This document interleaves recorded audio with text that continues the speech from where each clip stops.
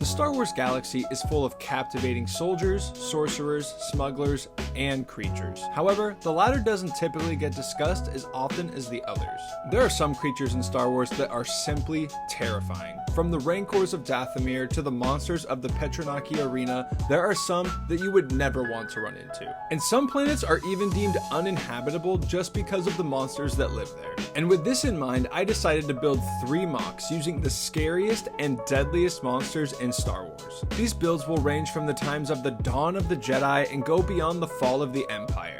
And because I love to get into the small details, the lore for these creatures will be pulled from ancient texts, such as the New Essential Guide to Alien Species and even the Book of Sith. They can't do that! It says on the first page not to read the book. It contains an ancient evil, and they aren't listening! So with that being said, sit back and relax, maybe grab yourself a sippy, and enjoy as I build 3 Mocs of the deadliest monsters in Star Wars. Now you really can't make one of these videos without including a rancor. These creatures are the most well known from Star Wars, mainly due to their appearance at Jabba's palace in Return of the Jedi. Outside of that, they have made appearances in The Force Unleashed, Bad Batch, and much more.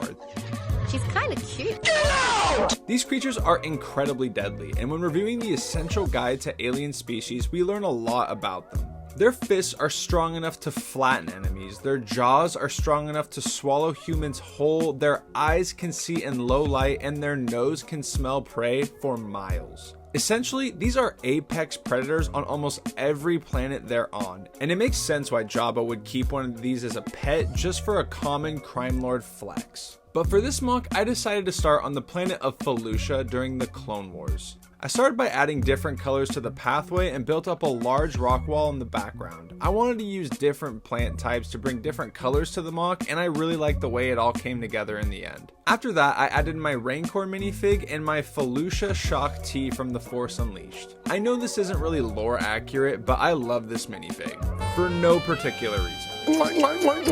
Finger licking good special! After placing them in, I added this custom Shock Trooper, that Shock SHAAK, not the other one, and a regular clone to add to the build. Just like that, I finished the first Moc. I think this came out sick, and I'm really happy with how the first Moc ended up. I feel like it really set the standard high for the video. And with that being said, I'm excited to get into the next one. For this next Moc, I was inspired by the Mandalorian episode, The Passenger. That's the one where Mando lands on the nightmare planet of Maldo Christ that is infested by kryknas or just giant spiders.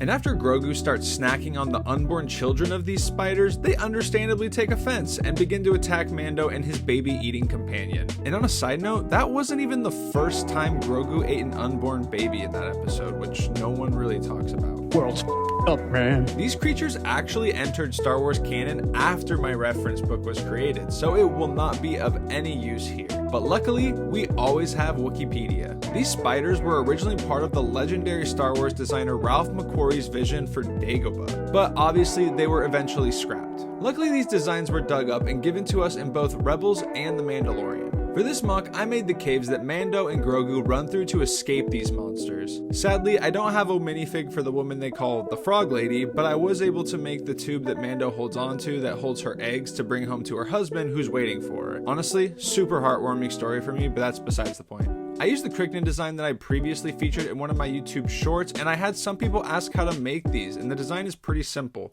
All you have to do is attach these tentacle pieces to connectors and use a few different snot techniques, and then you're left with these beauties. Or nightmares, depending on how you see them. Nightmare, nightmare, nightmare, nightmare! After finishing these up, I added the little pool we see the Frog Lady swimming in, and was able to place all of my minifigs and kryknas. And then I finished everything up by adding a few 1x1 round pieces to represent the eggs we see Grogu eating in the episode. I really like this build because I feel it really captures the scenes from the show. I also really like the crack in the walls that show the kryknas joining the chase. It's just like a really small detail that I didn't originally plan on adding, but I'm really happy it ended up in the Moc. All in all, another build that I'm super happy with. Now, onto the final monster. For this third and final build, we look to ancient texts that should never be read by any Jedi.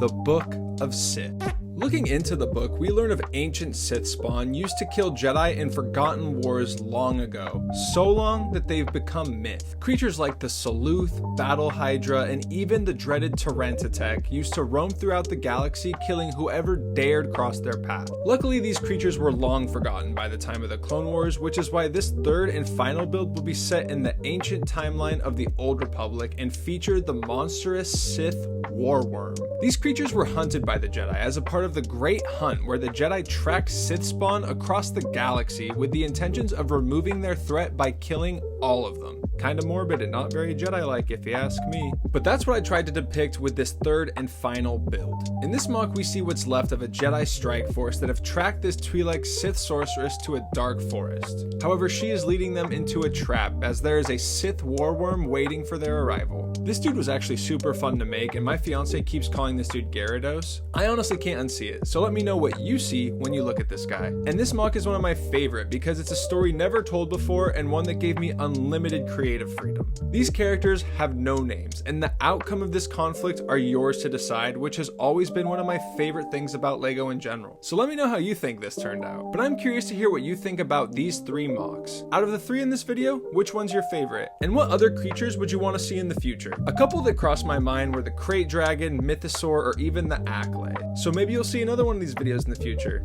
Guess you'll have to stick around and find out. Alright then, keep your secrets. But if you like this build video, then chances are you'll like this one. And if you're a fan of custom minifigs, then you should check out this video over here. But as always, thanks for swinging by the Cantina today. I wish you safe travels, and I'll see you in the next one.